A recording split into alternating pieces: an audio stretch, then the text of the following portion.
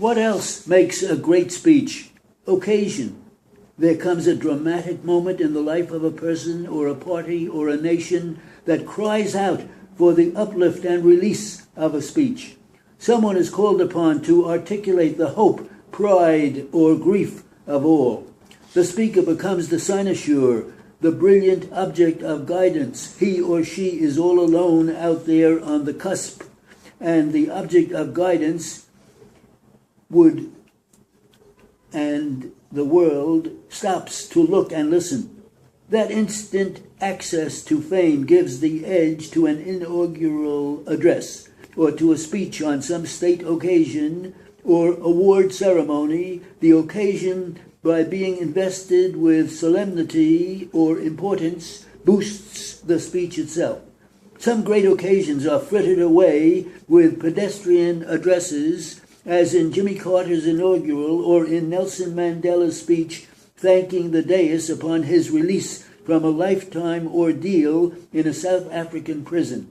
Neither is included here, but other memorable occasions are made immortal by the words said at them. Lincoln's poem at Gettysburg is worth close analysis, not simply recitation by rote, and Martin Luther King's I Have a Dream Today is worth rereading in its entirety and not just taken in sound bites on universities.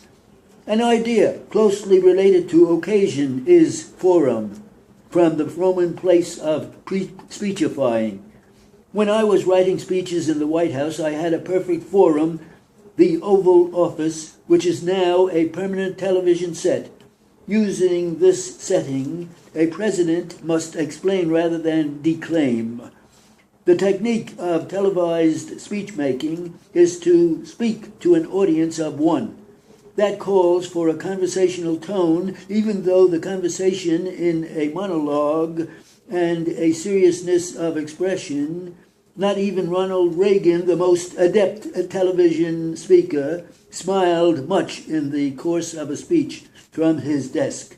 It also calls for a short, intense speech, 20 minutes long. Tuning out, mental or physical, becomes rampant as attention spans shorter. When the speaker wants to exhort or solemnify or add a sense of occasion to the forum or cover a lot more than one subject, he takes the cameras out on location. That's when we see the State of the Union address making a prop of Congress, or a conventional speech outlining a vision of America. On these occasions, the speaker must decide whether or not to speak to the people in the hall or to look at the camera and try to reach the people at home. I've always felt that a great hall speech should be directed to the people on the scene, leaving the viewer at home with the sense of being an onlooker. Once removed, the recipient takes in the speech as an event to observe and feel, not like the specific target of the speaker, but like an extension of a vast audience. One-on-one sells. One on a million thrills. In the handshake, shape and pulse and occasion or forum, add the fifth step, focus. A great speech need not start out great and stay great all the way through to a great truth. It should first engage the interest and allow a dip for the audience to get comfortable as the speaker works his way into the theme. Then it should build toward its key moment well ahead of the peroration.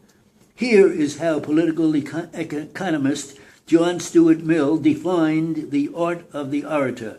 Everything important to his purpose was said at the exact moment when he had brought the minds of his audience into the state most fitted to receive it. Note the word purpose. A speech should be made for a good reason. No worthy speech was ever made to sound off, to feed the speaker's ego, to flatter or intimidate the crowd. Fidel Castro makes that kind of speech, meaning running to 7 hours long and no rhetorical ramble of that sort is honored by inclusion here. Why not? Because a great speech is made for a high purpose, to inspire, to ennoble, to instruct, to rally, to lead.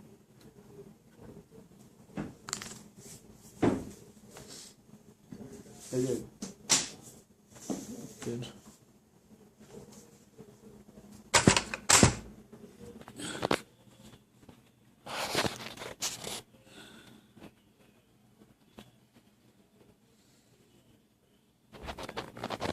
Printing it out.